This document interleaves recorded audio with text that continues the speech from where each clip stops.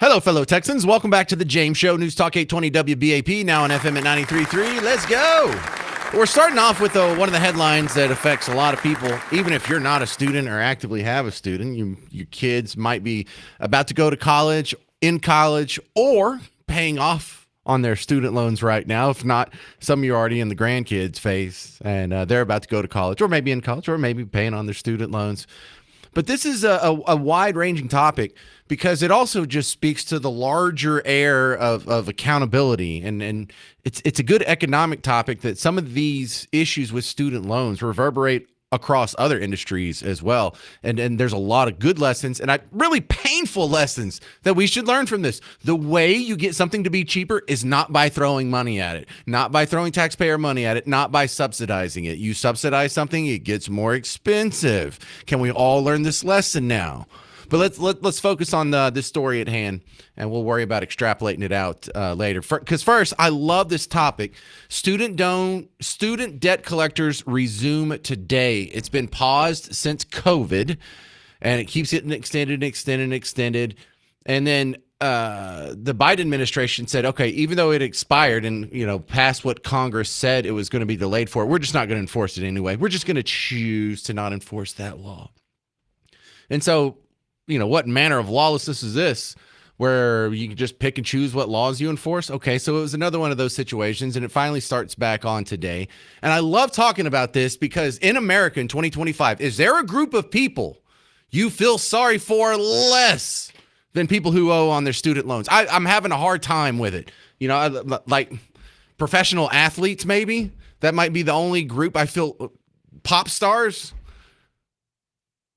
People who inherit millions of dollars. I mean, you are the elite on planet Earth in the most prosperous country in all of human civilization right now in 2025. If you have gone to some college in America, you are probably living a pretty sweet life. Now, if you are not living a sweet life and that didn't work out for you, not my problem. That's not your problem either, is it?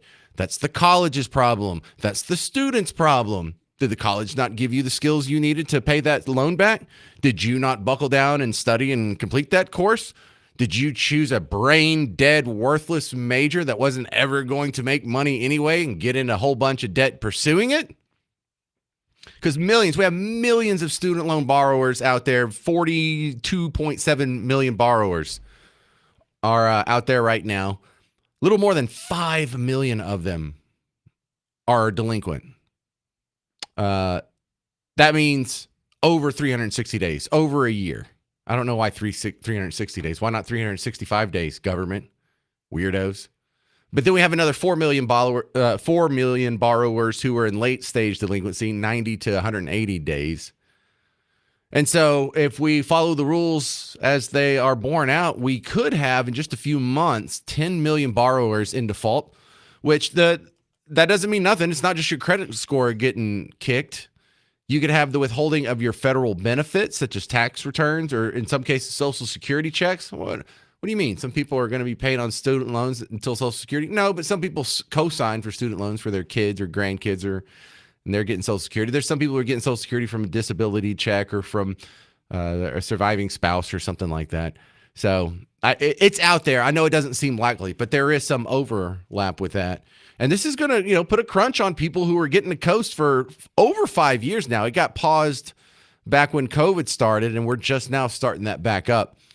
But I don't want to just beat up people who owe money on student loans. I'm sorry you do. That's got to be tough. I took out student loans. It took me 10, 15 years to pay them off. Got it. A lot of us have been there. Your turn. You don't like it? You took out the debt. You were an adult. You got to vote. So let's talk about some of the numbers here. And then I want to ask you the larger question. What would you do about the student loan debt issue? Let's go over the beginning here. This was this morning on Fox Business. They were about to talk to Linda McMahon, the education secretary, on the morning show here, the morning shift after Fox and Friends. Fox Business. And today, 42.7 million borrowers owe more than $1.6 trillion. That's trillion with a T in student debt. And more than 5 million of them have not made a single payment since last year. Yikes. A lot of people. Education Secretary Linda McMahon writing this in the Wall Street Journal. Accountability returns to student loans, adding that, quote, colleges and universities call themselves nonprofits, but for years they have profited massively off the federal subsidy of loans, hiking tuition and piling up multi-billion-dollar endowments while students graduate 6 figures in the red. A widely cited 2015 study found that for every dollar of increased federal caps on subsidized loans, colleges raised tuition by 60 cents. Oh, my God. And so then they talked to Linda McMahon right after that opening statement. Here she is explaining the new regime. Well, the plan is very simple. We have announced that beginning May 5th, Today. You must start to repay your loan. And this is not to in any way try to cause hardships. There are several different payment plans that you can access. If you go to studentaid.gov, there are several plans there that can help you. We also are keeping hours open longer at the service centers and also having them open on the weekend to answer any questions. And there will also be AI help with Aiden, who can answer many questions for you relative to your loan. So we're trying to, to make it easily accessible for responsible folks to pay back their loans, but they need to get on it because there isn't going to be any loan forgiveness program. As you know, the White House press secretary said this afternoon, there's no such thing as loan forgiveness. It just gets transferred to someone else, and that's just not fair. Amen. All right, so here's my solution, and I want to hear your solution. It's a 3-part solution. Number 1, end all government aid to universities. Again, with an economic underlying principle, if you subsidize something, you just raise the cost of it. So don't subsidize the universities themselves. And don't subsidize the students themselves. So end all government financial aid. There could still be private sector financial aid. You can still come up with a scholarship fund for, I don't know, your cheerleader group or whatever. And then the third step, and this isn't a brain buster either, make everyone pay back their existing loans. That's my 3-part plan. What's yours? Coming up next, I'll talk to Adam Kissel from the Heritage Foundation. He handles their education policy. And what does he think would solve the student loan problem? 800-288-9227. 800-288-9227. I'm James Parker. It's News Talk 820 WBAP, now on FM at 93.3.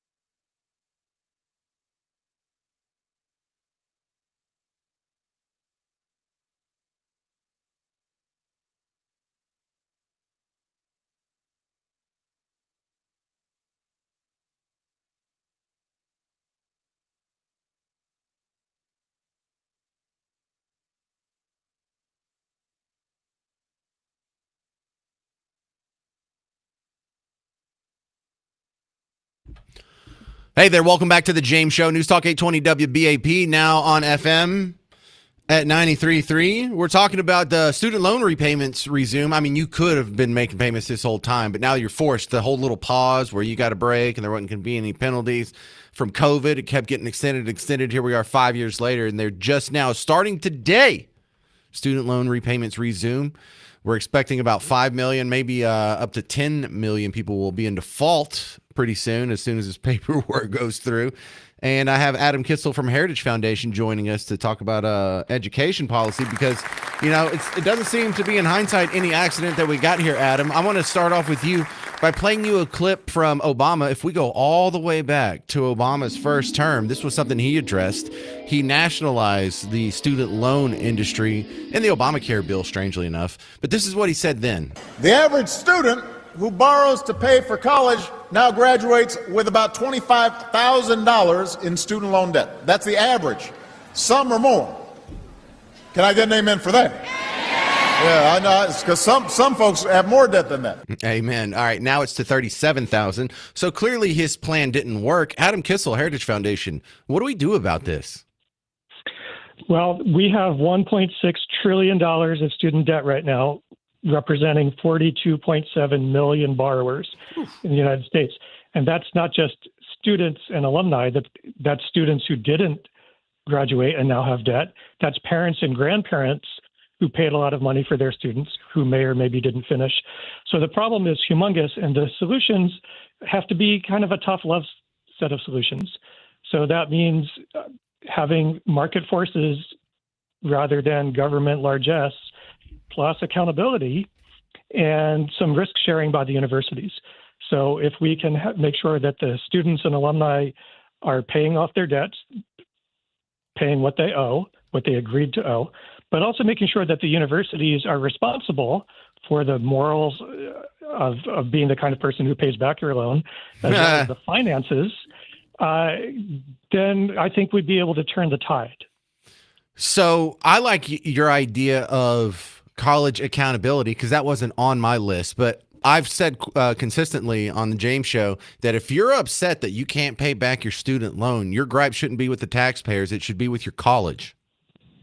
Well, colleges love the tuition and they're addicted to it. So they need tough love too.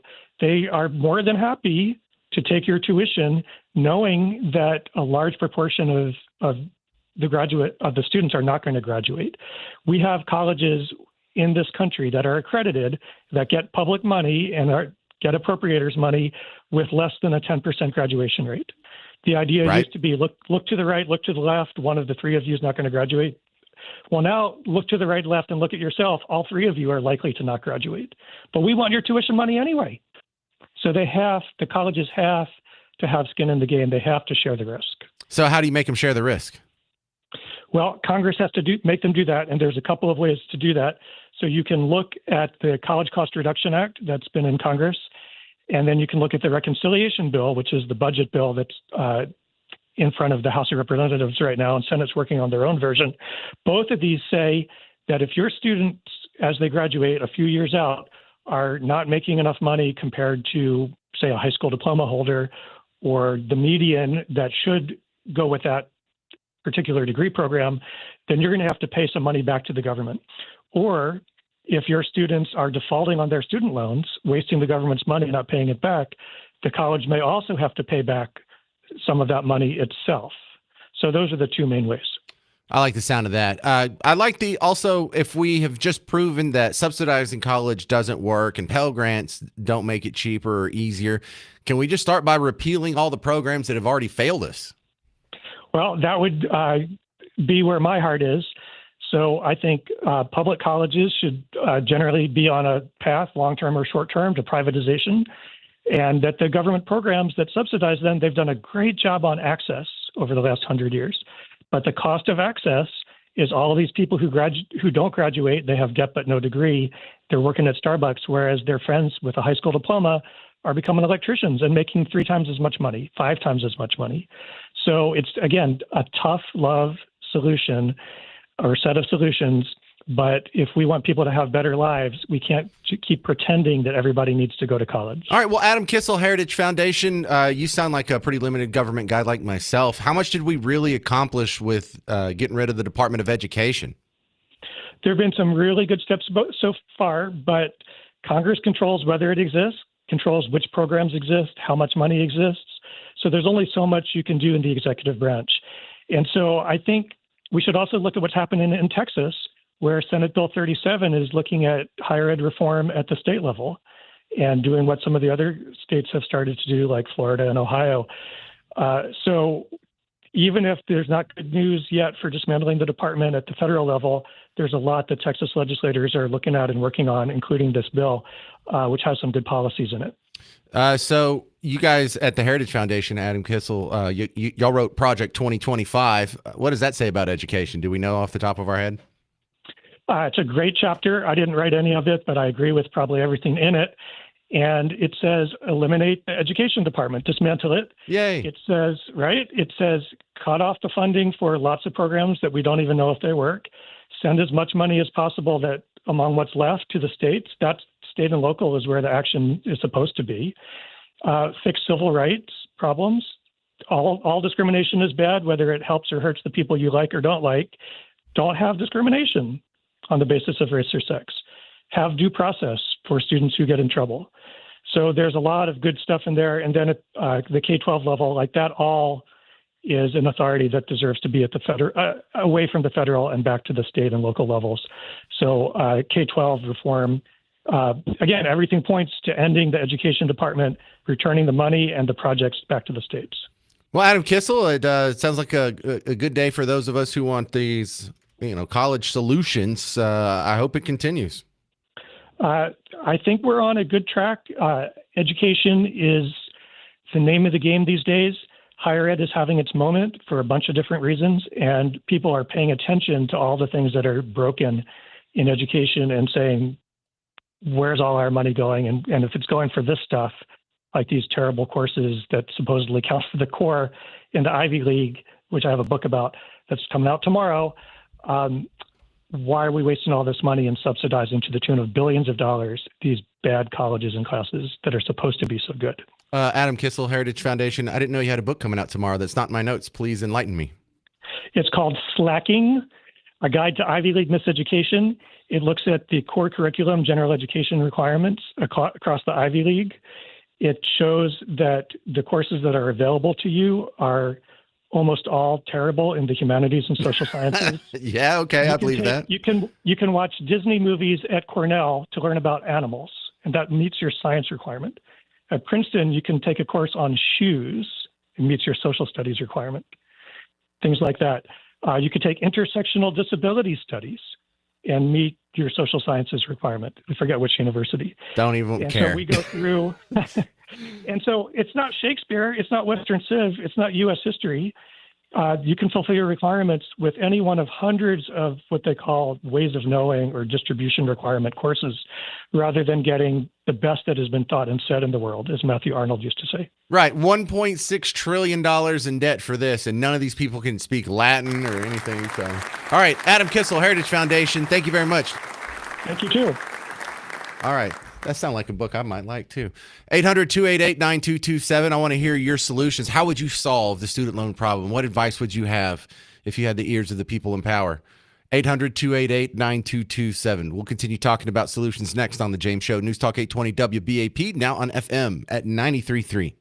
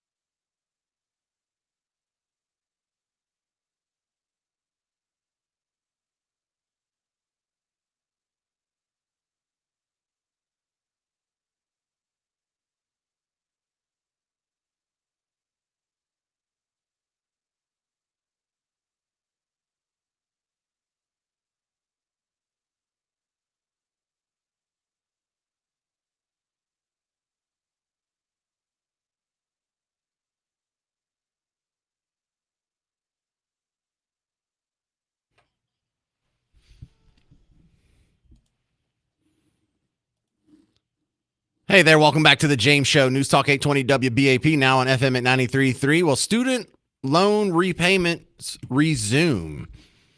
What's your solution to the student loan problem? We're up to $1.7 trillion in student loan debt. Clearly, what we've been doing is not working. What would you do?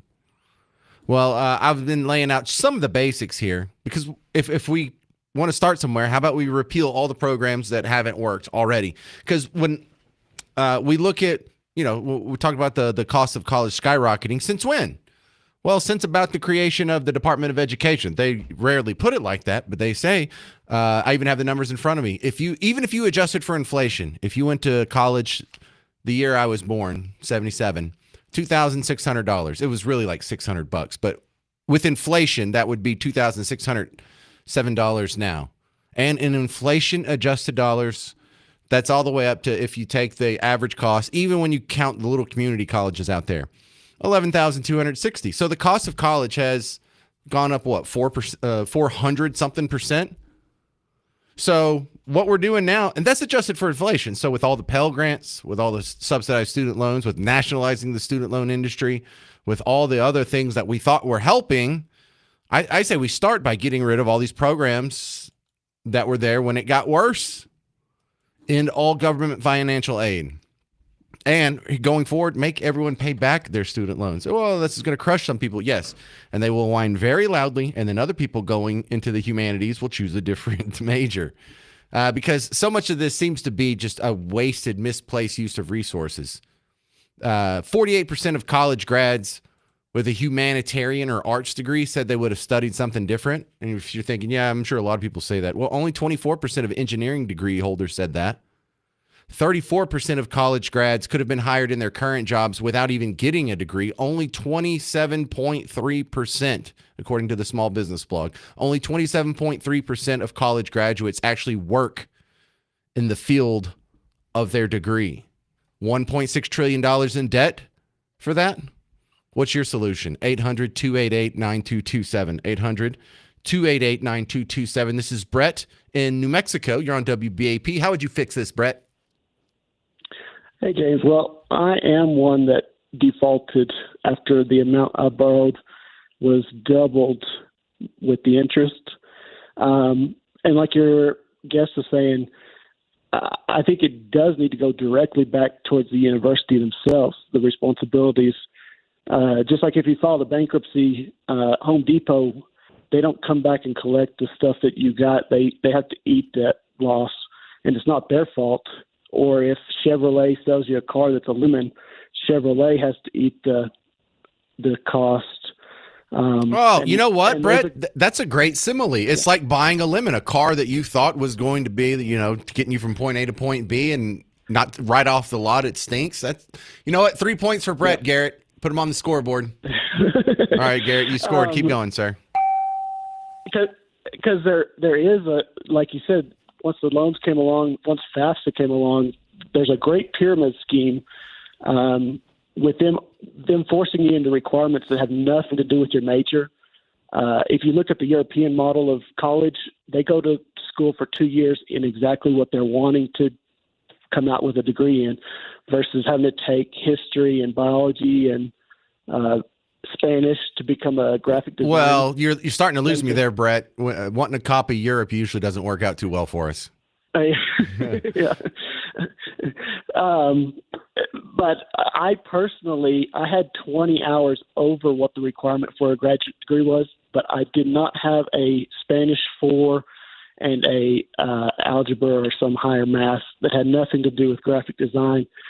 So I had a professor who went to fight to the dean that they ought to have a degree. I should have been long gone.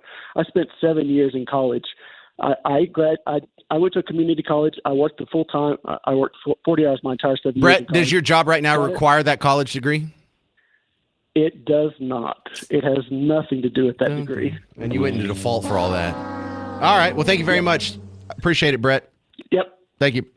Cleo, Plano, you're on the James Show. What's your solution for the student loan crisis? Okay, well, a lot of student loan debt now that is coming up, even though it's a lot smaller, is from the community colleges. Years ago, you used to be able to take, welding, drafting, HVAC, getting your car stuff, auto mechanics. But now they've pushed that to the community colleges. And they do have loans at community colleges. I say bring that back to the high schools, because what they don't realize is a lot of these students, instead of having the alternative track, you have like distinguished STEM track, and you have the other tracks where they don't even require, like in Plano, that you even need to take a foreign language anymore. And it's basically what they consider the dumbed down track, just so they can keep, state funds and get you out of there. But put those tracks back in the back in the high schools. And then you can have these students that can have an alternative track. So when they're 18 and they graduate, they don't have to pay the extra money at community college. Cleo, that sounds great, but we have kids that are graduating high school that can't read. I don't think they'll master a blowtorch. I get what you're saying. That's how it should be. But, you know what? I think you should be job ready with a high school diploma. Read? Because they're not interested in reading. If you give them something they're interested in, they would do it. I think you're absolutely right. I was just giving you a hard time. Thank you, Cleo. Plano. Have y'all ever looked at the worst colleges in America? Because when I was at a previous radio station, the worst college in America that year was in my town, so I don't want to name names. I'll tell you off the air if you want to know, Garrett. But this college brought in kids, and only 9% of the incoming freshmen will graduate within 5 years. Not 4 years, 5 years. Only 9%. Most of them take out student loans and get some kind of financial aid. But the average, listen to this, don't wreck your car. The average ACT of an incoming freshman was 15. You only have to have a 17 to play football. So the average student at this college campus was dumber than the dumbest football player on the team by 2 points. That was the average, which means half of them are dumber than that. And what a scam that is. There's a whole bunch of people who don't even belong in college. You have no business being in college. Of course you're not going to make it out in 5 years. You're never going to make it out. Probably misspelled book, 800-288-9227. But your tax money's been going to all these failed efforts, and it's all been for good intentions, we're told, but it's not helping. It's a complete, utter waste of resources, and it is crippling people, and we need to change it. 800-288-9227. I'm James Parker. Coming up next, we're going to get an update on immigration here. How do you like the idea of giving an illegal $1,000 stipend? Just here's $1,000 cash straight up, Jack, if he deports himself. I like it. I think I can talk you into it next. I'm James Parker. It's News Talk 820 WBAP, now on FM at 93.3.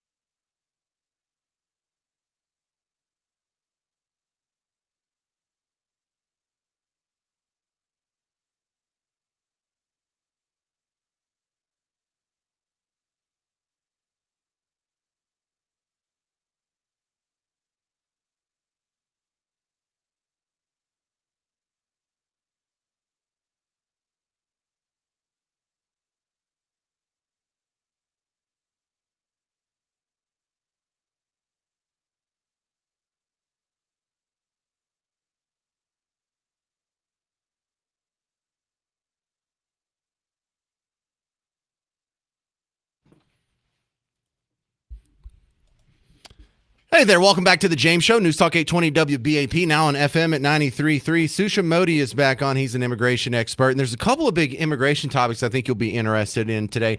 Number one, let's go through the less exciting one first here. Welcome back, Susha, by the way. Good to have you on the James Show again. Thanks for having me back. It's an honor to be back. Well, don't say it's an honor. I'm just a guy. But so we have a judge that has ruled against Trump's use of the Alien Deportation Act? What's it called? The one from the 1700s? Yeah, it's an Alien Enemies Act. Yeah, Alien Enemy. It just slipped my mind, and I didn't have my notes in front of me. So thank you already. And I think the justification on that was that it's supposed to be a wartime law, but we're not at wartime. How do you break this down for us, Susham?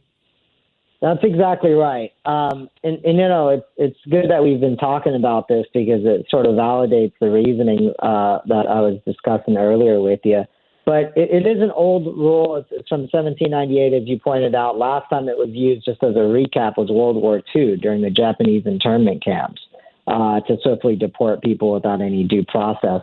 And so the Trump administration, you know, tried to use it. We saw that the 200 individuals, mostly Venezuelans, being deported to El Salvador. And just recently, a few days ago, a district court judge in Texas, who was actually appointed by President Trump, I think around 2018, so the Trump appointee, had ruled just recently on the merit of the case, stating that the Alien Enemies Act could not be used in this instance. So it was illegal to use it. And so that's a huge thing because the previous rulings really dealt with limited issues like habeas, like the right to, you know, argue against your own detention and go to court. This is a ruling on the actual merits of it. But it sounds so procedural here that, you know, everyone's calling for full due process for anyone who's going to get deported or sent back to their home country or pushed across the border. It seems almost impossible. So you mean to tell me that if a guy comes across the Rio Grande River, we pick him up, we have to give him a whole court case or a hearing, or what is owed to this guy? Because I think logic would dictate you just push him back across the river. Well, in the scenario that you just gave, actually, there's a different rule. Good. So there's something called expedited removals. So if somebody crosses the border and they're caught, you know, recently, even under the Obama and Biden administrations, this rule was in place. Yeah, because they would count those as deported if they turn people around at the border. And they were accused of padding their stats, but still, it existed. Well, all the administrations have done that. So not just those two, but even the prior Trump administration and Bush administrations too. But those are actual removal orders. So they could just return them without a removal order. But the main thing that's done is called expedited removal orders, where you don't see a judge or anything if they're crossing the border and they don't have a fear of return, like they don't get that interview, they don't have a fear of return, then they could be quickly removed without seeing a judge. And they actually get a 5-year bar from re-entering the U.S. again. And then if they try to illegally re-enter again, then that is often a permanent bar. So let's say they even have U.S. citizen children or a future U.S. citizen wife, they probably will not be able to adjust in the future because of that illegal reentry after a prior order of removal. And that's been in the Immigration Nationality Act for a long time. So does that give the Trump administration a legal avenue to work with? Because could he claim that these are expedited removals? No, because generally those are restricted to within 100 miles of the border. Now, what the Trump administration did try to do before the Alien Enemies Act is expand that definition of expedited removal orders to try to quickly remove individuals. But even that can be limited to only like the last 2 years because it comes from a federal law. What the Trump administration was trying to do here with the Alien Enemies Act is dramatically expand that. So it's not limited in duration of time or geographical area of crossing the border. Just try to quickly remove individuals even just suspected of any gang, not convicted, just even suspected from an anonymous tip. And so that's what this judge ruled was illegal. And specifically what the judge found was, you know, that law from 1798, it dealt with wartime, as you correctly pointed out. And so the judge mentioned how this is not an invasion, and then specifically also how it's not against a nation or government. And so those are the main reasons why. There's a third issue that it could contradict what's called the Refugee Act of 1980 to not deport people who could get tortured or killed. but the judge didn't rule on the merits of that issue because of procedural reasons. All right, the Trump administration announced a program that would give $1,000 to illegal immigrants who self-deport, along with covering their airfare or bus fare or whatever the transportation cost is out of here. Your thoughts on that, real quick? Yeah, I mean that issue hasn't completely. I mean, it's brand new, as you currently pointed out. Whether there's a few issues with it. I mean, one. We'll see how that procedurally works out. I mean, how are you going to end up paying individuals to leave, and then how many people are actually going to take them up to voluntary self-deport? And there is another rule, which is part of the Immigration Nationality Act, called voluntary departure or voluntary return. So let's say you get put in deportation proceedings, and then you don't want to argue your case anymore, but you have like no criminal history. Often it's for those individuals. And they just want to leave, they could pay their own ticket, and a judge could order them to receive voluntary departure if the judge wants. And then they could pay their own ticket and leave. And the benefit to them is they don't get that 10-year removal order. Now, they might have other bars for overstaying, like unlawful presence, so they're not off the hook or anything. But they at least don't get the removal order bar against them. And so we've seen, a lot of voluntary departures just under that.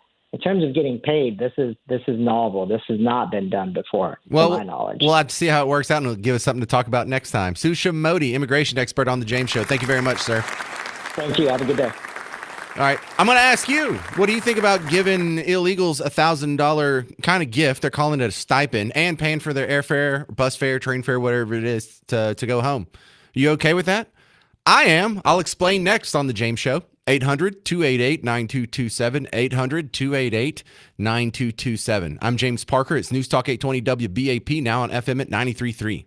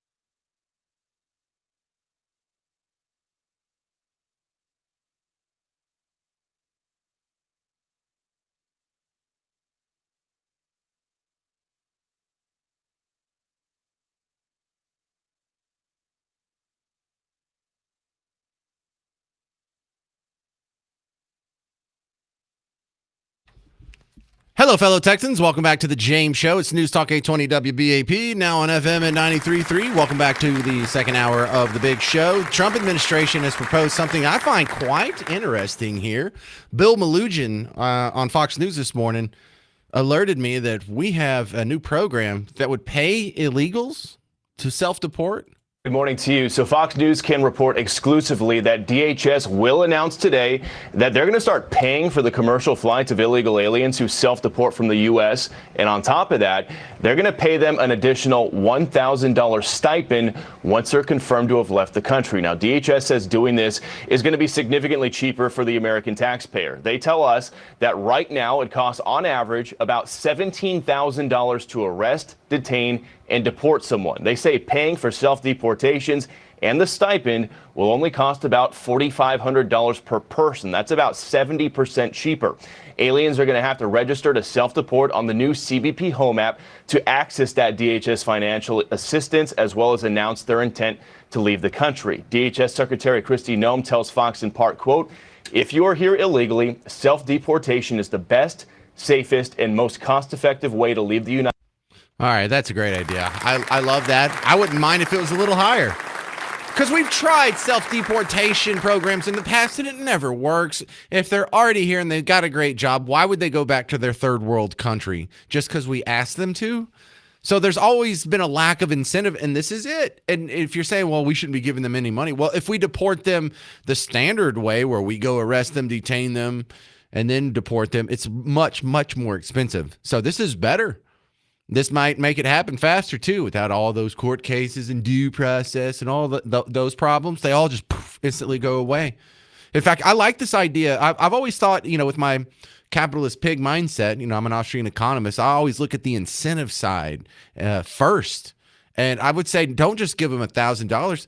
I don't mind if we give them a gift bag. Maybe we get a bunch of corporations to donate to it, or we can raise a bunch of money to it. But if you're an illegal and you're going to be deported, the idea that we were going to pay for your transportation was already baked in the cake. That's neither here nor there. But this idea, let's talk about that incentive, because let's make it easier on them. Let's entice them, because you would probably get more participation in the program if you made it nicer. Let's get them a gift bag. Like, how when we went to birthday parties when we were kids, they didn't have like a little gift bag that all the kids got, but now everyone gets a gift. It'll be like that, and it'll be stuff that's sort of related to going back to your home country. It could be like, I don't know, maybe some Adidas so you can keep walking when you get to the border or wherever you're at, or some hand sanitizer, maybe some snacks for the trip.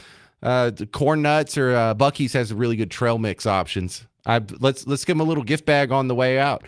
Say, listen, we're not inhumane. We're not doing this out of any spite or any antipathy or racism. We want you to have a good time. We want you to have a good life. Just go have it back over in your country. Just go ahead and get out of here. Here's $1,000. Go.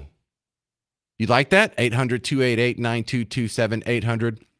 800-288-9227. Now, I like that if it works. If this is going to be a program where we try and people still don't show up for it, then maybe we need to up the incentive. Maybe it needs to be $10,000.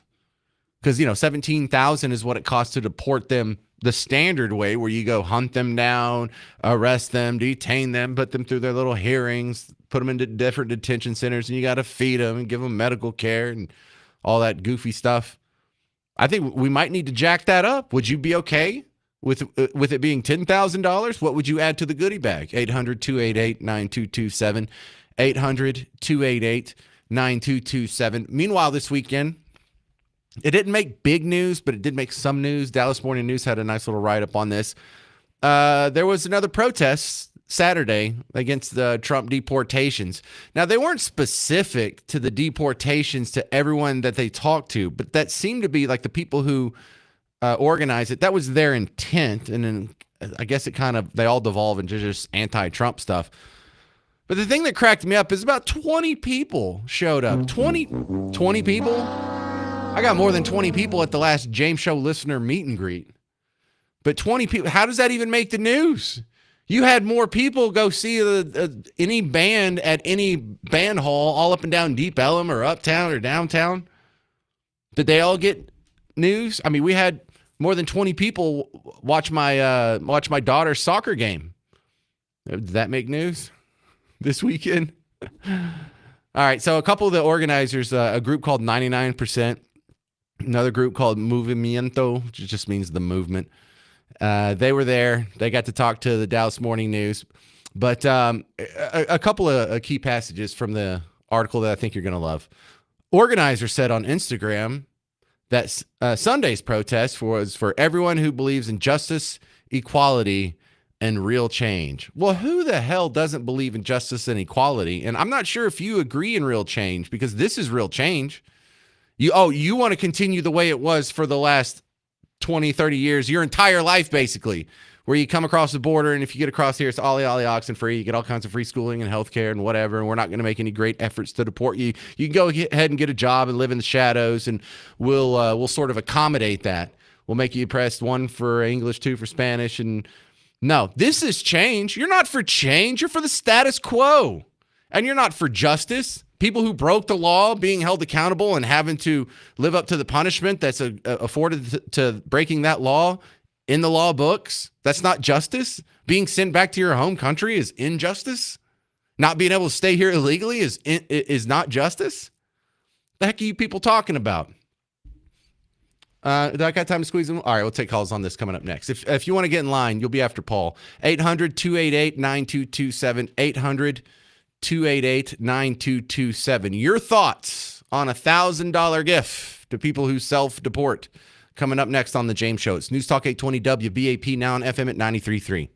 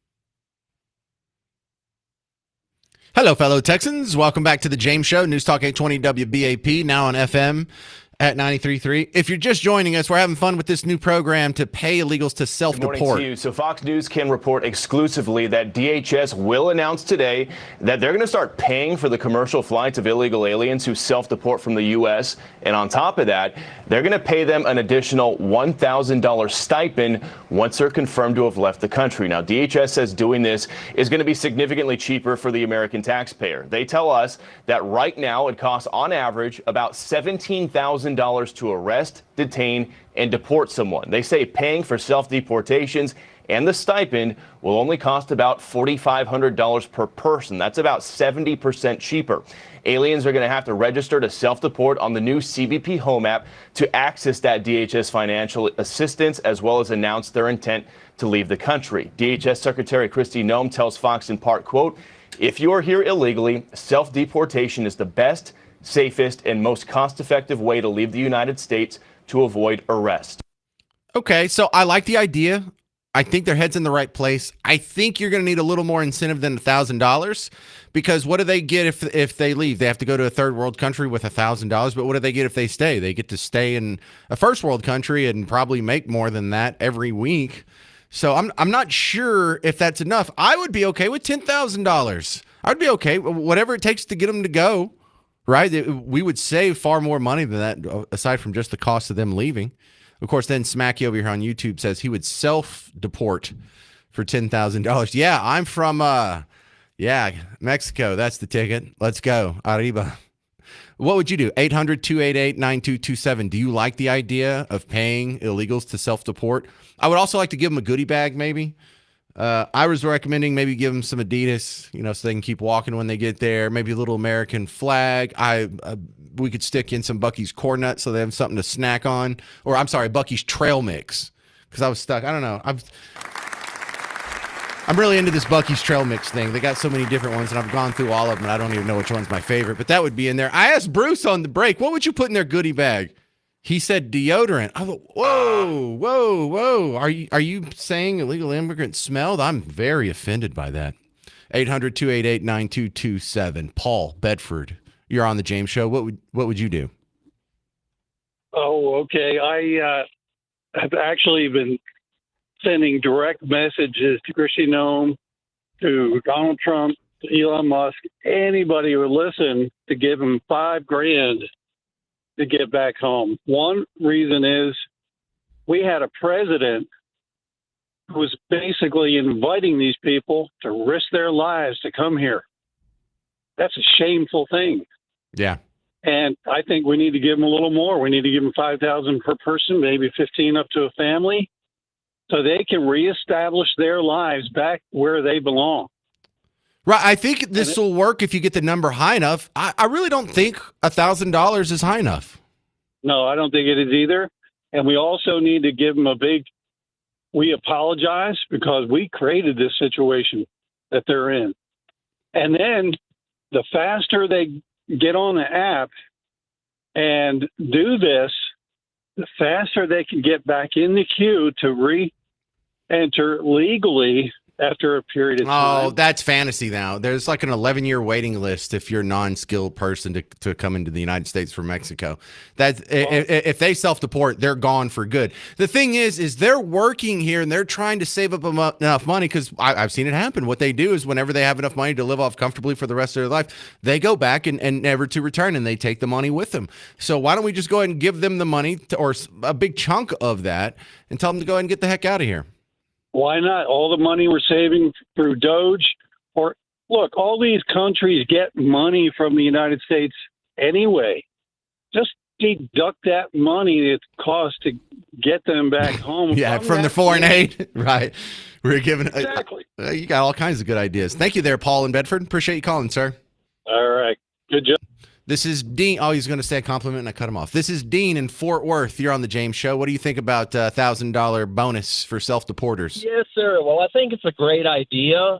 I mean, I think it's awesome to give them an incentive to go.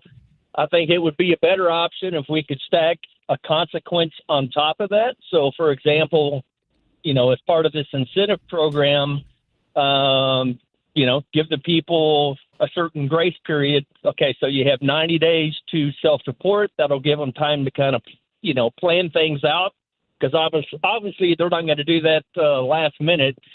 After 90 days, I think the option for the incentive needs to go away, and they need to transition into a daily fine if they choose not to take advantage of it. No. You can't do a fine. They don't pay fines. If you're looking for the disincentive or the carrot and stick approach, why not? If for everyone who comes here after this initial wave of deportations, if you're still here and we catch you, not only will we deport you, but you're going to sit in jail for 30 days before you get deported. And I mean, that will just, I don't want to say it'll ruin your life, but it'll be a big disincentive, because I never thought it was that much of a punishment to just deport people when they get caught here. And I think back way back, like when I first moved to Dallas from Bug Tussle, I lived in a not affluent apartment complex, and the two apartments that are across the walkway from me, both of them illegals, they were brothers.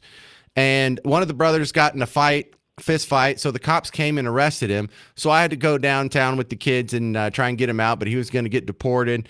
And they weren't too concerned about that, because they're going to deport him. They're going to drop him off in Nuevo Laredo.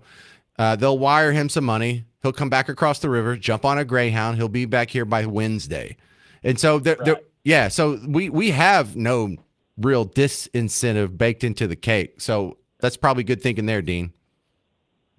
Well, just an idea. Wanted to throw it out there. Good stuff. Well, you added a lot. Appreciate it. That's Dean. Next, if you want to be next, 800-288-9227. We're going to talk to Kathy in Plano. You're on WBAP. What do you think about the incentive for self-deporters? Yeah, I was thinking that they get more money if they do it sooner. So if they register to self-deport, like in the first month, they do get $10,000. And then if it's after that, it goes down to $5,000. And then, so the sooner they do it, they get more money, which would be more incentive. That's a great idea. Why aren't you in charge? Just a thought, just an idea. Well, I'm glad we're all coming up with these ideas, because I have always rolled my eyes so hard at previous presidents and administrations that are like, well, we've got this app to where if you self-deport, then you're not going to get punished and it'll put you back in line to go. Who would do that? Who would voluntarily? They got the sweet life up here. They left that country to come here for the lifestyle they're living now. You're going to have to give them some reason to jump through that hoop, and it's going to have to be monetary. It's going to have to be so big that they're willing to give up this sweet life that they have here illegally in America to go back home. Right. Yeah. And if they don't, like they said, there's got to be a disincentive as well. Like no chance of coming back. Well, they already don't have that chance of coming back, but I like your idea of the incentive declining as time goes along. Good stuff. 800-288-9227. If you have an idea for how we can incentivize self-deporters, Trump's proposing $1,000. I think it's going to have to be more, but I like the idea. We'll continue with that next on The James Show. News Talk 820 WBAP, now on FM at 93.3.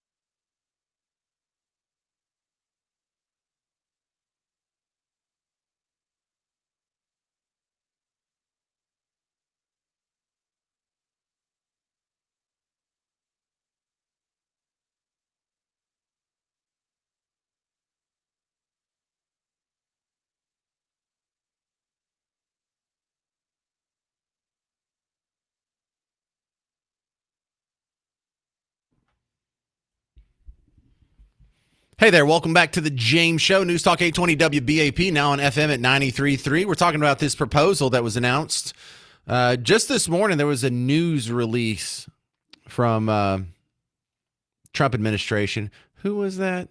Kristi Noem, DHS, Department of Homeland Security. That's who it was. Department of Homeland Security said in their news release that if you use the app, the CBP Home app, tell the government you plan to return home, they will deprioritize you for detention and removal. They will pay for your travel cost and give you $1,000 on top of that. I love that idea. I think that might actually work if the incentive is a little bigger. All right, let's start at $1,000. And if it doesn't work, maybe we'll up it to $5,000 or even $10,000, whatever it takes to get them out of here. Because to do it the traditional way through the criminal process by, finding them, arresting them, detention, transportation, it's about $17,000 per illegal. So we'd still be coming out ahead. I don't even mind giving them a little gift bag on top of that. What do you think? 800-288-9227. This is Tony and Justin, or is this Justin and Tony? You're on WBAP. What do you think about this incentive plan? Hey, this is Tony and Justin. Hey, I like it, but I've thought about it for a long time, and I'd prefer, instead of $1,000 US, I'd give them $500,000 in their currency. I'd just print up their currency for them, load it into a suitcase, and send them home with it. I don't think we can counterfeit like that. Well, I don't know if anybody would know about it. If their government had a problem with it, their government, I think, would do all they could to make sure that nobody came across our border anymore. Well, they might start counterfeiting our currency. I like the idea. Let's just give them real pesos then. We don't have to invent a new crime on top of that to get them out of here. And look, $500,000 pesos is like $14 anyway. So who knows? That's true. Thank you very much, Tony and Justin. Thank you, sir. James and Snyder, you're on WBAP. What do you think? Oh, yeah, this James and Snyder. Hey, first of all, I'd like to say we're going to just go completely broke if we got to deport all these white folks back to Britain, where they came from. There's way too many white folks, and when they came over on the Mayflower, they invaded everything. They killed everybody, put a whole genocide on an entire race of people, and now we're going to send them back with $1,000. How are we going to get you out of here? Are you going to leave for $1,000? And the last caller is the biggest idiot that I've ever heard talk about some dang illegal stuff. Look, here, let me just tell you like this, okay? Okay. I didn't land on Plymouth Rock. Plymouth Rock landed on me. This is the most racist outfit that I've ever seen, and the Trump version is the most racist that I've ever experienced. And I'm ashamed of you, and I'm ashamed of everyone who listens to this religiously. Get out of here. You deserve repentance. You deserve repentance. And I want to see y'all, please, Lord. I want to hear y'all ask for forgiveness, please. All right. Well, on behalf of James and Snyder, I would like to apologize. My ancestors did immigrate here illegally. They overstayed their bounds. They didn't fill out the proper paperwork with the Native Americans. Some of them self-deported, but enough of us stayed that what did we do? Oh, yeah, we petitioned the home country for membership back into the Union. Then we broke off into our own country. He's making a joke there, but there's a kernel of truth in all that. What a great fake voice, too. When we ask, why are you so concerned about illegal immigration, James? What's the worst if you just have millions of people swarm into this place and they overwhelm the native population? How do you think we got Texas? How do you think we got California? Yeah, we know what happens. As soon as we outnumber the natives by like 10-1, all of a sudden we're back and we have a revolution. We kick out Santa Anna and we petition the mother country for annexation. I don't know. I don't know if he was in favor of the stipend though. Kevin, North Richland Hills, you're on the James Show. What do you think? Hey, I think paying the people to self-deport is idiocy. Why is that? They came here illegally, mm-hmm. and who is going to pay them that money? It's you and I. Mm-hmm. And I don't know how old you are. I'm 63. I'm retired, and I'm not paying for any of that. And this is if you went in another country and you were there illegally, say over in Europe or whatever, and your visa ran out, you'd be on a train or something out of that country. So you don't like this program because you don't want to have to pay for it. I think it's. You can just say yes. It's not a trick question. I think it's wrong. Okay, so but it cost the taxpayer $17,000 to deport them without the incentive to actually go find them, make a list, round them up, detain them, and finally get them out of here. The average cost per deportee in the current system is $17,000. If we do it this way and they get on the app and they take even if they take the 1,000, we come out ahead. It's about $4,500. So even if we gave them $10,000, you as the taxpayer, Kevin, would still be coming out ahead in North Richland Hills. I was a flight mechanic for North American Airlines, and there were deportees on a 757 that they took down to the border, and they were shackled and everything, and armed guards with M16s, and they boarded them on the bus. And the last guy looked back at the guard and he said, "I'll see you next week." Revolving door. Yep. Well, we've heard a lot of that. Thank you very much. Appreciate it. I guess aircraft mechanics do pretty good that he's retired at 63. Did you hear that? He's retired at 63? Oh, man. I'm ready to retire, and I turn 48 later this week. 800-288-9227. 800-288-9227. Trump has proposed a $1,000 bonus for self-deporters, along with covering the cost of their transportation back to their home country.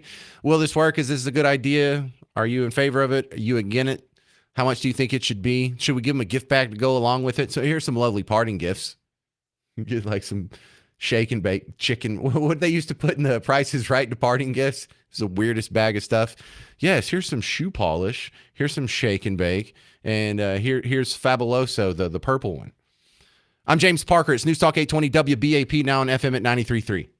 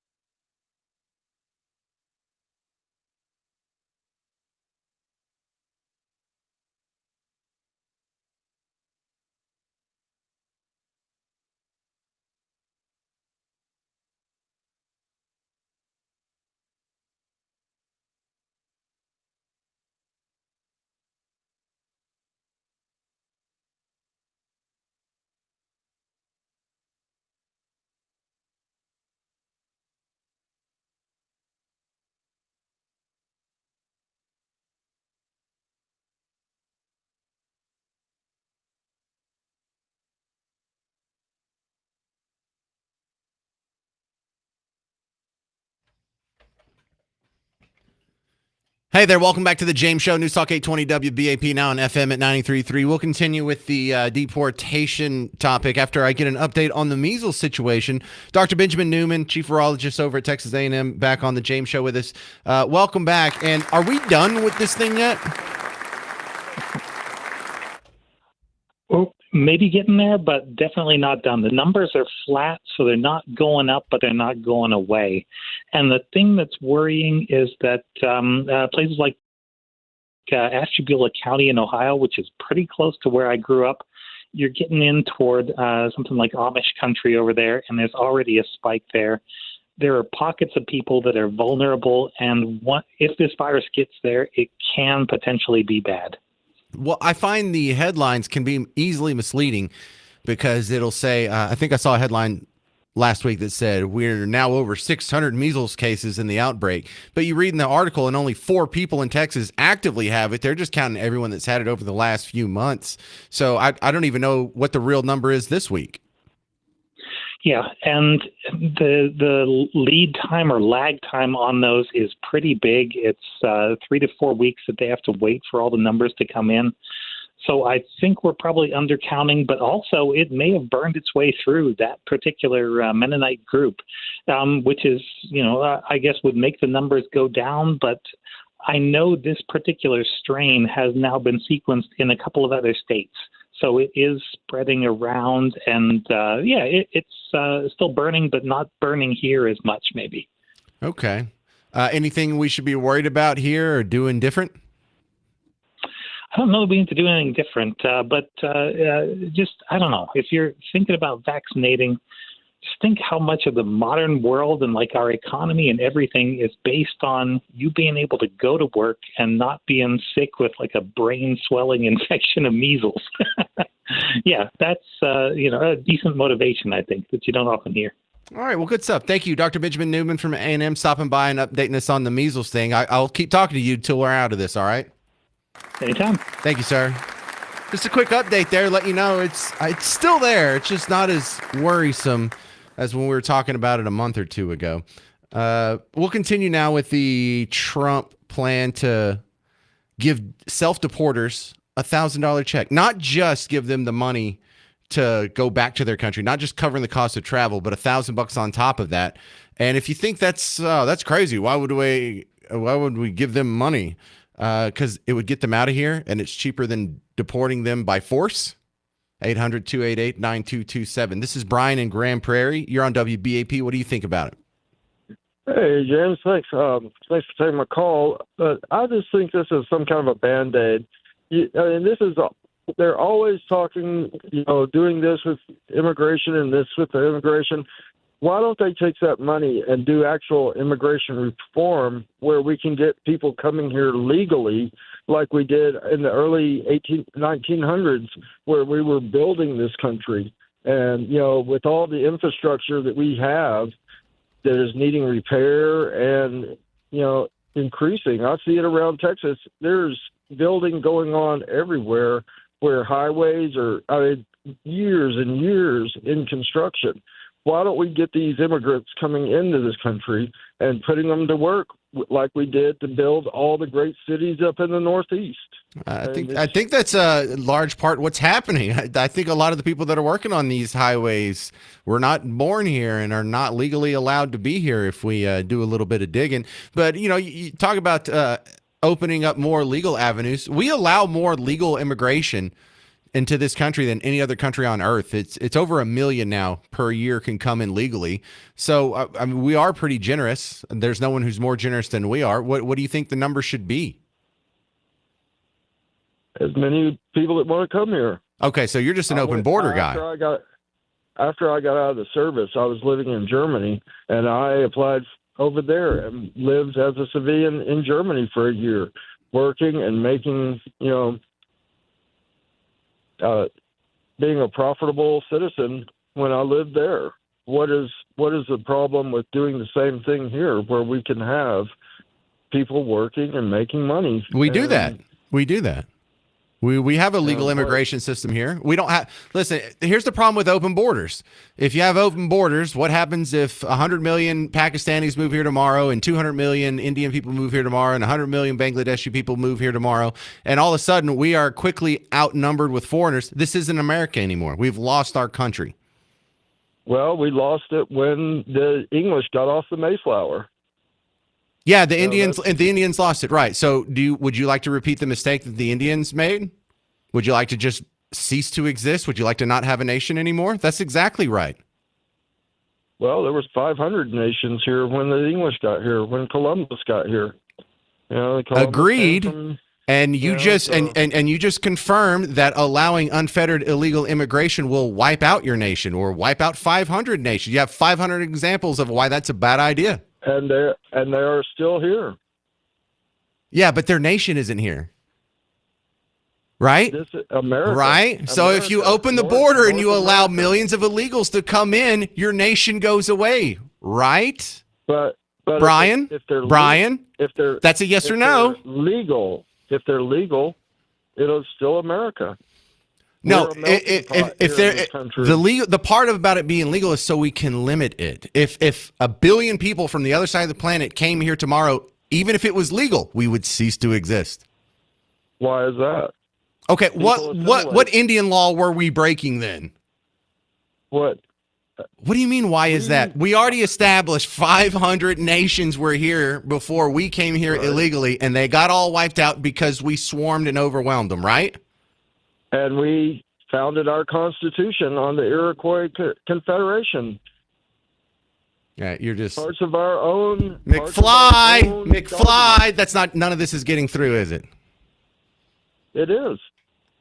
Okay, so Brian, let's try this again because I'm running out of time. If we allowed 1 billion immigrants to come here legally, would we still have the United States of America? Yes. Okay, so all those examples of all these other countries that got wiped out, that's just an anomaly, and the one exception will happen when we do what Brian from Grand Prairie wants to do.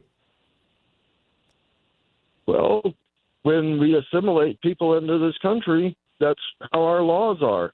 They are going by our laws. Yeah, that's the point, have Brian. American You can't. people want to come here and be 300 million people are not going to assimilate 1 billion people. 1 billion people will assimilate the 300 million. That's what we already established when we came and did the examples of us wiping out the Indians and coming here illegally. Didn't work out so good for the Indians, did it? Wouldn't work out so good for us, Brian.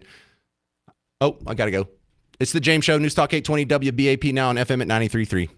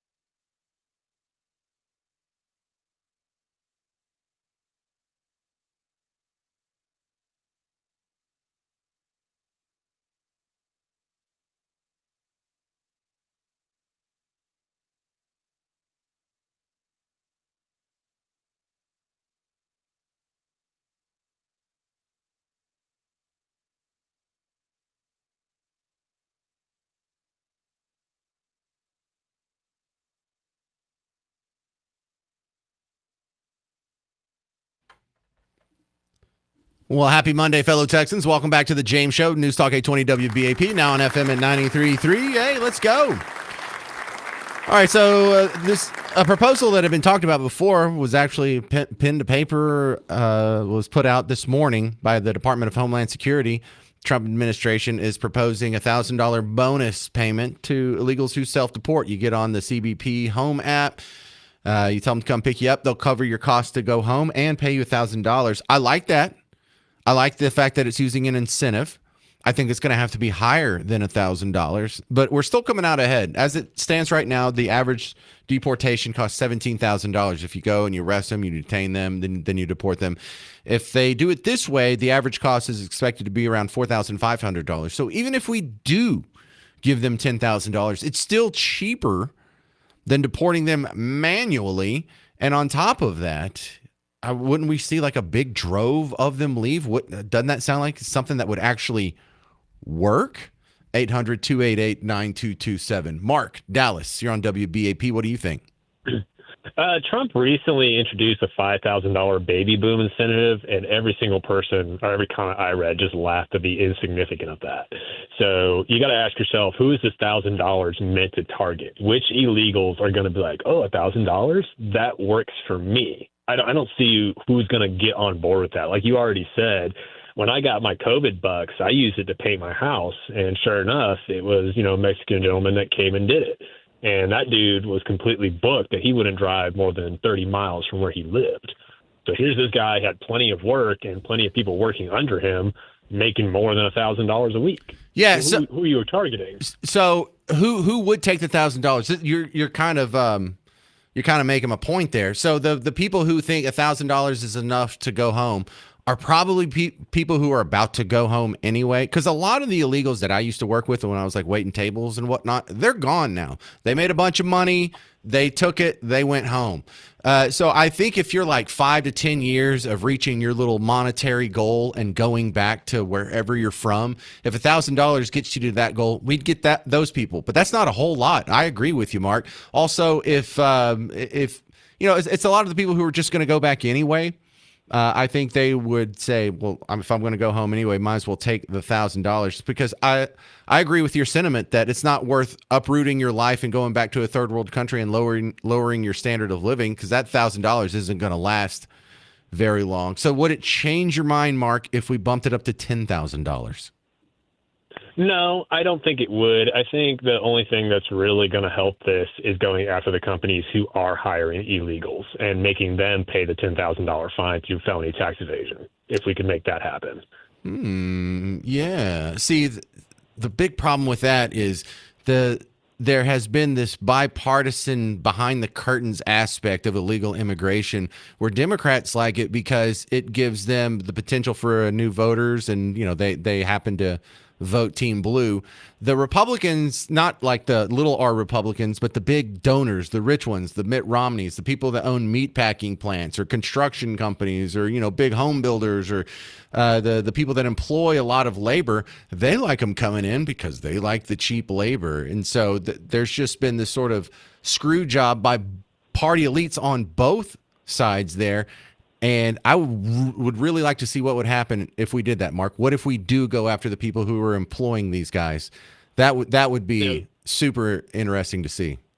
Yeah, I was going to say another funny thing is with Kristi Noem's little ad, she's talking about how you'll never be able to come back. But so many people say, I'll be back next week. And it's like, okay, well, Trump's out in 4 years. So I like that part too. It's like you're never going to come back right now, and I'll come right back in 3 years. Like, what do I care? Or maybe I'll just ride it out until I get illegally deported and then come back when there's a new Democrat in office. Yeah, I like the threat. You'll never be able to come back. Well, they're already not here illegally. That's like saying we're going to make drugs illegal so you'll never be able to get them again. Sure, that'll work. Thank you, Mark. Good stuff. You got me fooled. Right? Thanks. Bye. Bye. Lynn and Rockwall, you're on WBAP. What do you think about incentivizing people to self-deport? Well, I was just thinking, I don't think it's going to be a very good incentive because they don't get to take their stuff. So I actually had a couple ideas. Those who are hardworking, I think maybe they should be sponsored by their employer, pay double taxes, never are allowed to go on public assistance can't vote, but they can get on a list to be one of the first to go through legalizing, hardworking, because I see a lot of them. Well, you just want to expand the worker visa program. We already have that. It's the worker visa program. You just want to expand an existing program. Exactly. Yeah. But, instead of incentivizing, like I said, they're not going to go without their stuff. So why wouldn't they get need to take their putting stuff? Signs up. Well, because they've got their stuff. I mean, they need to have signs everywhere around saying, self-deport and you can take your stuff. If not, all right, define stuff, you're because deported with nothing. The illegals that I know that have gone back, they don't take like their mattress and bed frame and furniture with them. That just gets passed on to the next illegal who's going to replace them, at the job or family member. All the ones I know in my neighborhood and stuff that you rent out, they all have new trucks. It's like, if we give you $1,000 and fly you home, you leave your truck. It's like, no, just load up your truck and head for the border and have a good day. Hey, you can keep your truck. We'll just we'll cover the gas money. How about that? There you go. All right. Thank you, Lynn and Rockwall. 800-288-9227. Coming up next, we got to talk about the economy. Stocks actually looking a little mixed lately after doing 9 positive days in a row. I'll get you all caught up on the headlines that affect your money next on The James Show. News Talk 820 WBAP, now on FM at 93.3.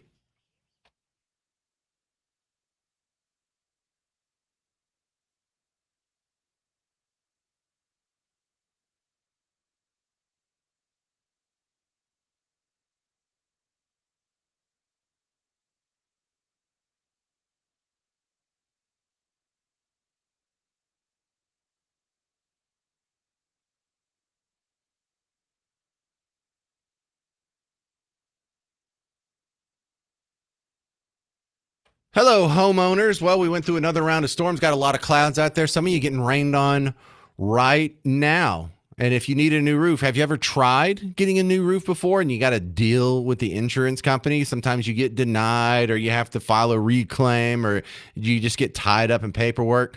That's really one of the biggest pains about the new roofing process. And Blue Ribbon Roofing can help you with that. James Parker here for Blue Ribbon Roofing. Let me read you another one of their 5-star reviews, one of their hundreds of 5-star reviews from Google. The title says, "You are rock stars." And this is just from April 16th. Jackie says, "Blue Ribbon Roofing are rock stars with the insurance claim process. My roof had been turned down until we called Blue Ribbon Roofing." Yeah, John told me about 8 of those stories the other day. Another one from Antonio, also in April. He says, "Blue Ribbon Roofing has done several jobs for our investment company. We buy property. John, Tish, and Trevor taught us how to get the insurance company to pay. We are only responsible for our deductible, always the best quality and in budget." If you want that kind of magic happening for you, you're not too enthused about dealing with the insurance company, go to blueribbondfw.com. John, Tish, and Trevor will help you with that. blueribbondfw.com. If you mention you heard it on the James Show, if you do need a new roof, free ridge vent ventilation upgrade. blueribbondfw.com.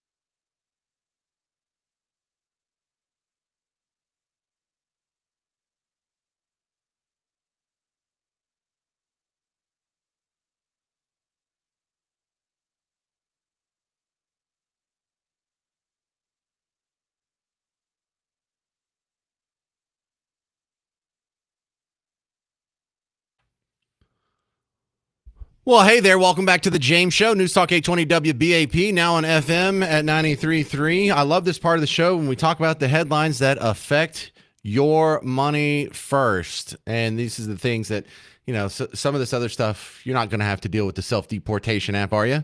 But you are going to have to deal with the inflation. You are going to have to deal with the stock market. You are going to have to deal with the economy. Vance Barse is back on. He's the financial strategist. Welcome back to the James Show. And, Wall Street didn't do so well today, but we had 9 straight positive days before that. Vance, are we done with the whole convulsions from the tariff shock? That's an excellent looking question, and we're going to unpack that. The stock market has been behaving like North Texas weather in the spring. It was nice and sunny to start the day a couple weeks ago, and then we had, some hail and a couple tornadoes, and now we're back in San Diego again. So I think ultimately the optimism around the jobs report that came out last week, payrolls grew by 177,000 in April, above the 133,000 that economists had predicted. That was great news.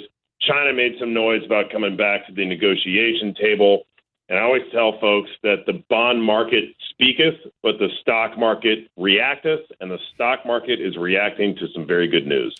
Well, I keep seeing reports that China, without any big fanfare, is slowly changing some of their tariffs and saying the opposite in their media, but I am seeing reports on this side of the pond that they're backing off some of their tariffs. Is that what you're seeing?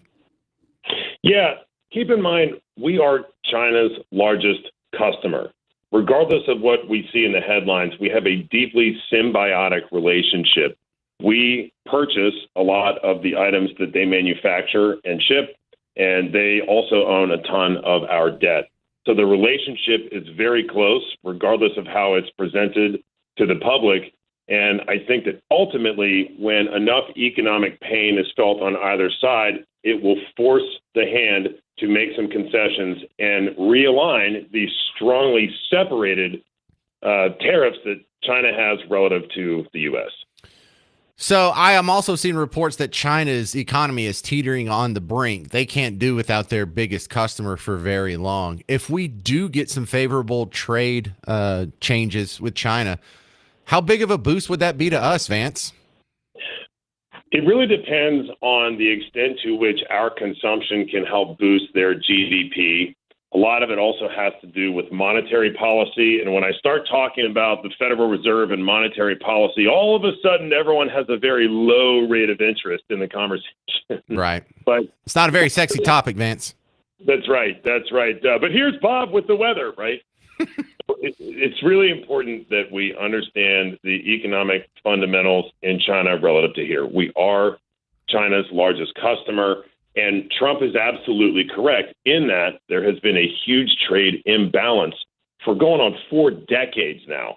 And he's simply trying to realign that economic separation so that we're not necessarily superior, but it's a little more of an even playing field. And I think that insofar as the stock market is concerned, when market participants see that there is a 90-day reprieve in which both nations can come to the table and arrive at some type of conclusion, that optimism is baked in, and it's simply more good news. So going forward, when this tariff thing is over, I see nothing but runway for the economy. Am I too optimistic? I don't think so. Now, for 13 years, today's investors got used to zero interest rates because recall that when the Great Recession started, beginning in March of 2009, the Federal Reserve cut interest rates to zero, and interest rates largely remained at zero, concurrent with what is called quantitative easing, which is when the Federal Reserve and the Treasury create money to buy bonds and infuse liquidity into markets. During that window, we all got used to and conditioned to believe that when markets go down, we buy the dip. And that's what we have seen here on the retail investing side of things. And we're starting to see some economic data that says that despite the fact that the economy is structurally different after COVID, the base level of inflation, which historically has been 3%, is kind of right where we are. Growth is good. Jobs are good. The unemployment rate stood at 4.2%. So things are actually looking pretty optimistic. All right. Sorry. All right, Vance Bars, thank you very much. You can find him online, Vance Bars, BARSE.com. He's got an office up in Prosper. And help us keep an eye on that economy, Vance. Thank you, sir. Thank you. Coming up next, we're going to be playing Dead or Alive. Today's edition is the Immigrant Edition. In honor of today's biggest topic, we're going to be playing for a $50 gift card. I'll tell you where and how you win it next. If you want to play, 800-288-9227. This is the easy game show where you just have to guess if 10 people are dead or alive. 800-288-9227. I'm James Parker. It's News Talk 820 WBAP, now on FM at 93.3. Bob Lavelle, Home Marketing Services. Heard one of your spots this morning. And, I think there's a little bit of inspiration you've had referring to parents who want to get their children into a home, whether they're living in your basement or they're just wasting time in an apartment. I think that's a great avenue to take because, whatever incentivizes these people getting a home ownership, the sooner the better. It's funny you mentioned that, James. Someone else heard the spot about the same thing probably last Thursday, Friday, and he called me, and he's a minister at a church over on the Fort Worth side, and he asked if I would come in and talk to his congregation and just explain the basics of what we do, how we do it, and so on. And at the end of our conversation, it came out that he had a 30-year-old son still living at home, and he mentioned his son's going to be at that meeting we're going to have. So maybe that message is getting through. People that know better, owning a house, building family equity, it's kind of an important thing. So I'm not sure if that minister really wanted his congregation helped, or was he really trying to help me get his son out of the house? Well, for me, don't be ashamed, people. For me, Miss Parker made it happen for me because we were just living in a duplex. I know. We were just living in duplexes and apartments or whatever, skirting around. And she's like, when are we going to get a house? I'm just going to make this happen. I'm just going to go out and pick out a house and you're going to pay for it. And if not for her, I might still be renting. So listen to Bob. When you're ready to make that step or push someone else out of the nest, 972-392-9595. 972-392-9595. You can go to blessyourheart.com or call Bob 972-392-9595. And thanks again, Bob. Thank you, James.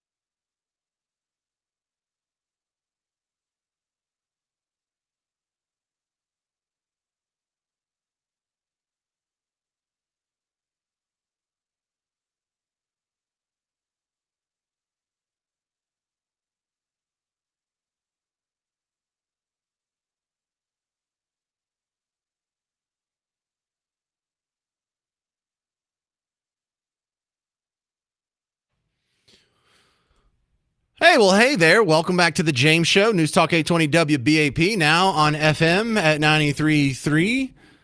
We're going to be playing one of our game shows here for a $50 gift card for some local restaurants. Now, this is good at 3 different restaurants. Medea from Scratch, Flip's Patio Grill, or Winewood Grill and Bar. There's still one line left open if you want to play. 800-288-9227. 800-288-9227. Let's play Dead or Alive. Hey there. Welcome, James Show listeners, to another edition of Dead or Alive. Today's edition is the Immigrants edition. That's right. Everyone on the list today, I'm going to tell you who they are, what country they're from. All you have to guess is if they're dead or alive. Studio, calm down. Today on the line, $50 gift card, Medea from Scratch, Flip's Patio Grill, or Winewood Bar and Grill. Let's get it started here with John. This is John and Keller. Are you ready for Dead or Alive? Yes, sir. Okay. Gloria Estefan. She's from Cuba, but is she dead or alive? Alive. She is alive. Next, former Secretary of State Henry Kissinger. He's an immigrant from Germany. Is he dead or alive? Dead. Died in 2023. Beautiful actress Charlize Theron. She's from South Africa. Is she dead or alive? Alive. She is alive. 49 years old. I think I'm getting old. Mila Kunis. She was in That 70s Show, and then now she's Meg in Family Guy. Is she dead or alive? Alive. Yeah, I should have said she was Meg in Family. Kind of gave it away. 41 years old. Eddie Van Halen. He's originally from Holland. Is he dead or alive? Alive. Eddie Van Halen died in 2020, sir. Hang on, John. Okay. Let's go to Chris in Fort Worth. You ready for Dead or Alive? Absolutely. Man, I got him on the Van Halen one. Natalie Portman. Her real name is Natalie Hirschlag. She's from Israel. Is she dead or alive? She's alive. She is alive. 43 years old. Arnold Schwarzenegger from Austria. Dead or alive? Alive. It's not a tumor. Alex Trebek, an immigrant from the great country of Canada. Dead or alive? I'm going to go with dead. Yeah, he just died a couple years ago. Audrey Hepburn, originally from Belgium. Is she dead or alive? Dead. Yes, been dead. Well, finally, Chris, we have Anthony Hopkins. He's from Wales. Is he dead or alive? My man is alive. He is alive. 87 years old. Well done. All right, Chris. How'd you know all that, Chris? You watch a lot of movies and stuff? Is that what's going on? You just have good memory. Yes, I've been. Yes, I watch a lot of good movies. All right. Thank you very much. Hang on, Chris. I'm going to put you on hold. Garrett will get you information. You're getting a $50 gift card, good for either Medea from Scratch, Flip's Patio Grill, or Winewood Grill and Bar. Thank you for everyone for playing along in your car. I'm James Parker. This has been Dead or Alive.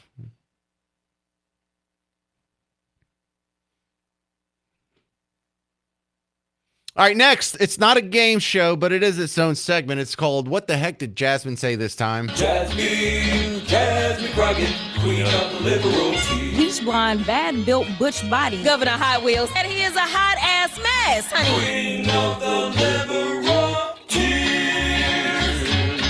Do y'all remember the viral video that happened, I think it was 2 years ago, about these two parties that got in a fight at a boat dock in Montgomery? And there was sort of like a racial angle to it, but it really got out of hand. People were getting chucked into the river. And the highlight of it was when some guy went to town with the folding chair, right? Some people consider that an embarrassing moment for the community. Some consider that a bragging point for the community. Like Jasmine, she's speaking at a commencement address. There are people that are going to tell you that there is not a table in which there is a seat for you, but I am here to remind you of Montgomery and those folding chairs. Let me tell you that we know how to use a chair, whether we pulling it up or we doing something else with it. Let me be the first one to tell you that I know that y'all are ready to put your boots on the ground. That's your cue. There There we go. Just music cues, y'all. Just choreography. This is a college There are people graduation. that are going to tell you. That's a college graduation. She's bragging about smacking people with folding chairs, hitting her music cue. She has choreography. She got an honorary doctorate for that, too. That concludes today's edition of What the Heck Did Jasmine Say This Time? Jasmine Crockett, queen of the liberal tea. Bleach blonde, bad built butch body. Governor Hot Wheels. And he is a hot ass mess, honey. Queen of the liberal tea. Well, I hope she stays in office and gets reelected over and over and over. She's too good for this show. Just too much material there. Love it. All right, coming up next, there were some local elections this weekend. Only 8% of you went out and voted, but a bunch of you are going to have higher property taxes because of it. Find out if it's you next on The James Show. News Talk 820 WBAP, now on FM at 93.3.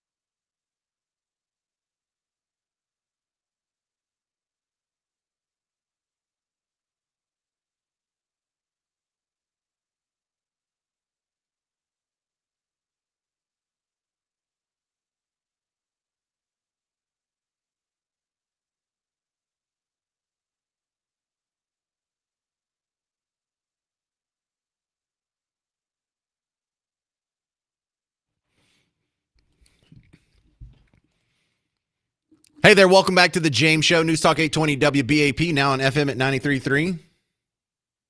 What was that? How'd the local elections play out? Will you have higher taxes? Well, the answer is yes for some people, but overall, it's hard to just say whether or not you liked an election that is this local and this decentralized. But I think overall, good result. Not great, but good. Number one, the thing that I was despising the most out of all the ballots in all the jurisdictions was this terrible, god-awful idea for a new Broadway musical theater in Frisco that was going to end up costing like $340 million. It was going to take $100 million from Prosper ISD that they had set aside to build their own theater and roll it into this other just terrible idea of a project. Plano already has a big theater that can do this. McKinney's in the process of building one right now. What do we need one between Plano and McKinney? We got to have a new Broadway acceptable theater like every 15 feet. So that got shot down. And oh man, I can't tell you how happy I am. And how the voters of Frisco, there's some smart people out there. Because so many of these other jurisdictions, I understand if you're Salina and you're experiencing explosive growth and your schools can't keep up. But it's been my experience that about 90% of the bond proposals that I've seen proposed for any locality are just terrible ideas. We got to revitalize our downtown, or we've got to revamp this old theater. Stop. They're all just god-awful ideas, right? And it didn't take much. I know in the Dallas County municipal elections, it only attracted 8.4 of the 1.4 million registered voters. That is a low turnout. There's some dastardly stuff under that, too. Do you realize for the voters in Dallas County, in just the past 14 months, you have been asked to go to the polls 7 times? That there has been 7 elections for Dallas County voters in the last 10 months. And I don't think we're done. Isn't one of these going to be a runoff too? But that's how it happens. There will be like the spring election, and then there will be another runoff here in a few weeks, and then there will be a primary where you got to go, and then there will be the runoff in the November, or sometimes the November election has a runoff that happens in December. So sometimes you can get like 4 votes in a year, and that kind of seems like a lot. But in the last 14 months, 7 elections, that's ridiculous. To do it not just in an off year, but not even in November, to do it in the spring of an off year, don't you kind of think that they're intentionally getting a lower voter turnout? Because why would they want a lower voter turnout? Oh, that's right, because then it doesn't take that many lackeys and payoffs to steal elections, or to not even steal, to win elections, to get legit votes more so. You can tell they're doing this on purpose. I don't like it. It's ugly. And not all big cities do this. Houston has its elections on November of odd years. So does Atlanta, Boston, Cleveland, Detroit, New York, Pittsburgh.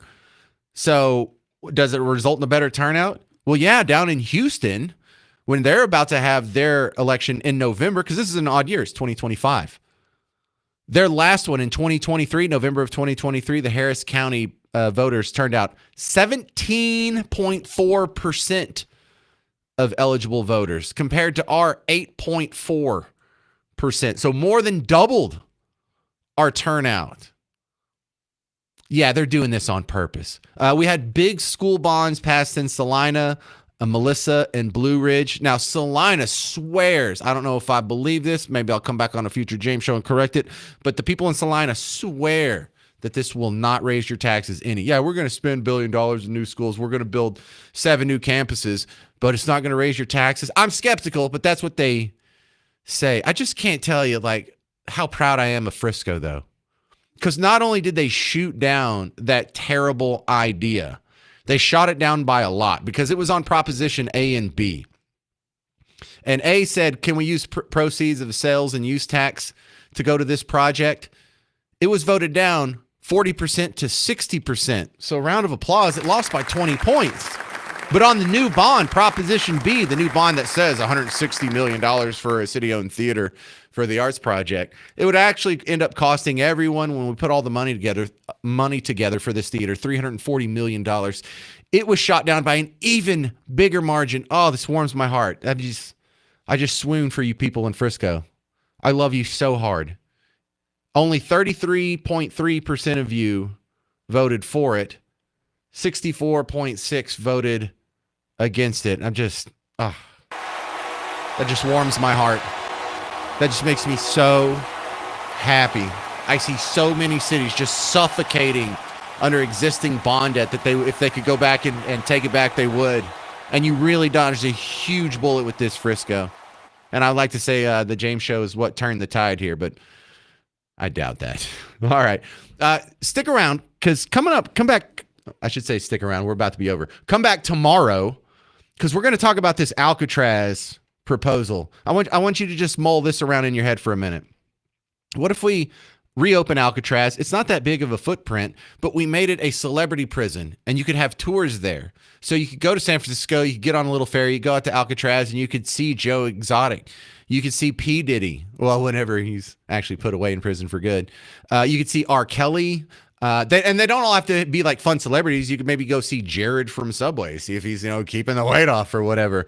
But also, it gives you a chance to maybe put cameras all over the place and have like an amazing reality show, or maybe just some live stream that you can dip in on, and you could see if, R. Kelly and Joe Exotic are fighting in the yard again. Wouldn't that be great? So if you can think of celebrities you like to see in prison, come back to tomorrow's show and give me a call or send me an email. That's what we're going to do tomorrow. I just can't wait.